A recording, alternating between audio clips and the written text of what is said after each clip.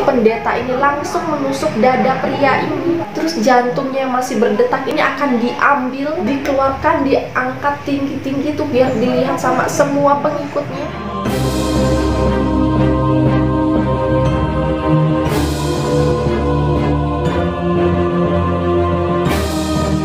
Welcome back to my YouTube channel, dan thank you buat kalian yang sudah klik video ini. Nah ternyata ya, dulu ini pernah ada sebuah suku yang emang terkenal karena ritual-ritual ekstrimnya. Nah aku bisa bilang ekstrim karena apa? Jadi aku yang baca aja kayak ngerasa gitu ya, geli-geli sendiri, ngeri-ngeri sendiri gitu, kayak takut-takut sendiri. Yaitu mengenai sebuah ritual pengorbanan manusia. Nah pengorbanan ini bukan cuma satu gitu loh ya, bukan cuma satu manusia, tapi banyak-banyak banget.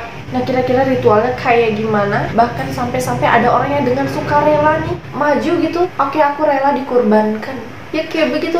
Nah kira-kira tujuan dari ritual ini apa ya? Dan seberapa mengerikan? Terus seberapa banyak orang yang dikorbankan? Let's get started. Nah, jadi suku yang ekstrim ini bernama suku Aztec yang mendiami Meksiko bagian tengah. Dan sebelum runtuh, kekaisaran Aztec ini mengalami perubahan kepercayaan gitu. Jadi putranya bernama Tlacaelel, yaitu menyatakan kalau dewa perang yang bernama Huitzilopochtli. Mohon maaf banget kalau salah baca. Aku tulis di sini ya. Nah ini karena ada banyak nama-nama dewa, banyak istilah-istilah juga yang susah gitu aku nyebutinnya. Jadi aku sambil baca ya, mohon maaf banget. Harap dimaklumi gitu ya, daripada aku salah baca gitu atau enggak salah nyebut gitu, gawat lagi ceritanya. Jadi ya maklumin aja. Nah jadi ini dianggap sebagai dewa yang paling tinggi dari semua dewa. Nah mulai dari sejak inilah para suku Aztec mengabdikan dirinya untuk melayani dewa perang dan mulai membantai orang-orang untuk persembahan kepada para dewa. Dan terus mereka juga kayak punya anggapan tersendiri itu bahwa tugas dari suku Aztec nih adalah memenuhi keinginan dan juga selera dewa mereka dengan pengorbanan manusia. Dan yang menjadi sasaran biasanya musuh-musuh mereka yang kalah dalam perang dan menjadi tawanan. Tapi kan gak selalu ada perang gitu ya. Dan musuh-musuh yang berhasil mereka tahan juga kayaknya gak seberapa banyak. Akhirnya menipis lah nih stok orang-orang ya, orang-orang yang untuk dikurbankan gitu istilahnya. Makin menipis ya, alhasil mereka pun akhirnya membuat kesepakatan nih dengan Tlaxcala, yaitu sebuah negara yang ada di Meksiko. Jadi mereka membuat kesepakatan yang disebut dengan pertanian manusia. Nah lo ini pertanian ya, biasanya identik sama padi atau apalah pohon-pohon gitulah ya. Nah ini pertanian manusia, maksudnya kayak mana ini, apa manusia ditanam terus tumbuh lagi manusia yang lain? Jadi bukan kayak gitu ya, ini istilah pertanian manusia. Jadi kayak mereka sengaja membuat perang nih, kayak mereka membuat skenario perang yang mana berisi kesepakatan kelompok mana yang kalah, pasukan mana yang kalah, mereka akan menjadi kurban untuk para dewa dan orang-orang menjadi pasukan. Mereka pun sebenarnya udah tahu dengan kesepakatan ini. Jadi kayak mereka juga nggak bisa melakukan apa-apa. Disuruh perang ya udah perang aja, kalau kalah ya udah terima aja, kalau menang ya syukur gitu lah ya. Nah itu udah yang pertama kan, mereka kayak mengadakan perang gitulah, skenario perang gitu. Terus yang kedua ada juga yang datang sendirinya nih dengan sukarela, dengan PD-nya gitu kan, datang, oke aku bersedia untuk dikorbankan kepada para dewa, oke begitu ya. Jadi mereka PD banget dan secara sukarela pula, bahkan nih berbondong-bondong untuk mendaftarkan diri karena mereka menganggap ya kalau menjadi korban manusia untuk para dewa adalah suatu kehormatan. Bahkan ya dulu bangsa Spanyol pernah berusaha untuk membebaskan orang-orang yang mau dikurbankan ini. Tapi apa kalian tahu responnya kayak gimana? Setelah dengan berbaik hati mau membebaskan, mereka justru marah-marah karena mereka ini menganggap dijauhkan dari kematian terhormat. Oke, kematian terhormat.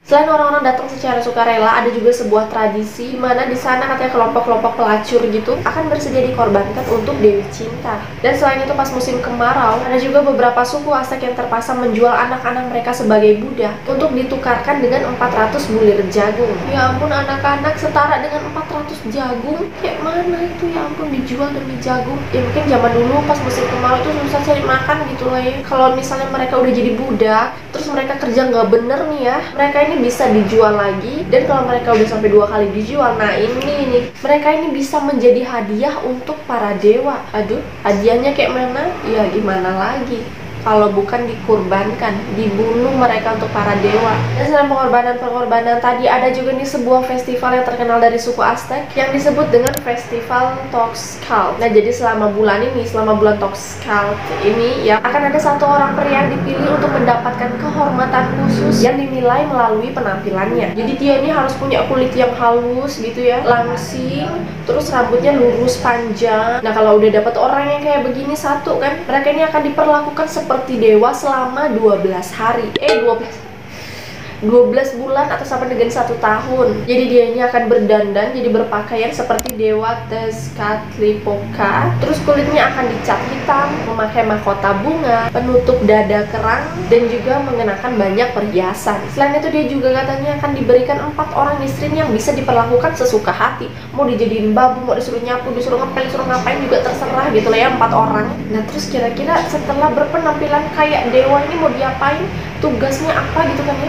Jadi gampang banget, dia tuh cuma perlu jalan-jalan tuh di area kota sambil bermain seruling gitu. Dan juga selama berjalan dia akan mencium bunga-bunga yang mekar sehingga orang-orang yang ada di sana bisa memberikan penghormatan. Dan setelah 12 bulan nih, 12 bulan kemudian gitu kan, nah masa jabatan sebagai dewa ini udah habis nih. Jadi dia akan sadar sendiri, dia akan naik nih menuju puncak piramida. Terus sampai sana dia akan menghancurkan seruling yang dia pakai jalan-jalan sekitar kota itu sambil disaksikan oleh semua pengikutnya. Terus seorang pendeta akan membantu dia nih untuk berbaring di atas altar yang panjang yang terbuat dari batu. Dan ngapain si pendeta ini langsung menusuk dada pria ini, dirobek, udah oke. Terus jantungnya yang masih berdetak ini akan diambil, dikeluarkan, diangkat tinggi-tinggi tuh biar dilihat sama semua pengikutnya. Jadi kayak dengan bangga menunjukkan jantung yang masih berdetak itu, ya ampun.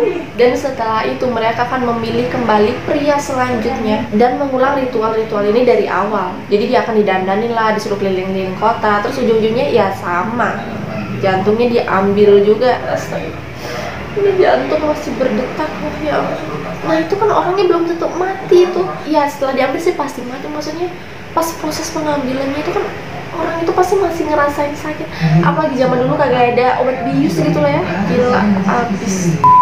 Dan step by step atau ritual yang dilakukan tadi itu juga dilakukan buat korban-korban yang lain, bukan cuma orang yang menjadi dewa ini aja. Jadi bukan gitu, korban-korban yang lain tuh juga sama sih ritualnya kayak gini, dirobek, jantungnya diambil, terus diangkat tinggi-tinggi kan. Tapi ada yang lebih sadis lagi.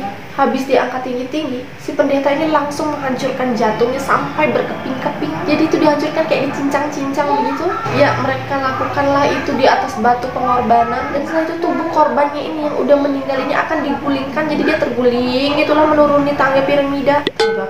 Tangga piramida, dimana di bawah sana udah ditunggu nih sama tukang daging. Nah tugas tukang potongnya ini apalagi kalau bukan motong-motong tubuh manusia yang udah mati itu. Habis dipotong-potong ya tengkoraknya ini akan dilepaskan dan diletakkan di atas rak, jadi berjejer sama tengkorak-tengkorak orang yang lain yang udah dikorbankan tuh. Macam hiasan di lemari gitu kan ya. Dan terus dagingnya udah dipotong-potong ini diapain? Ya ampun, dimasak dong. Astaga naga, itu apa nggak ada daging lain apa ya? Ini daging manusia dong dimasak jadi makanan untuk para bangsawan. Dan tulang-tulangnya ya katanya akan dijadikan sebagai senjata, ada yang dijadikan sebagai peralatan rumah tangga, dan ada juga yang dijadikan sebagai alat musik. Gila, nggak ada yang tersisa dari satu tubuh manusia ini, semuanya kepake. Gila nggak sih? Astaga. Dan jadi untuk jenis makanan, jenis hidangannya ini juga aku jelasin dikit deh biar makin greget gitu lah ya. Dan ada nih ternyata menu dari makanan ini yang masih ada sampai sekarang, iya sampai detik ini hidangan itu masih ada. Aduh kayak mana ceritanya itu hidangan pakai daging manusia masih ada sampai sekarang. Oke, nanti aku akan jelasin di part 2 ya, karena ini udah mulai serak juga gitu kan ya. Jadi kita lanjut di part 2, stay tune and see you on the next video, bye.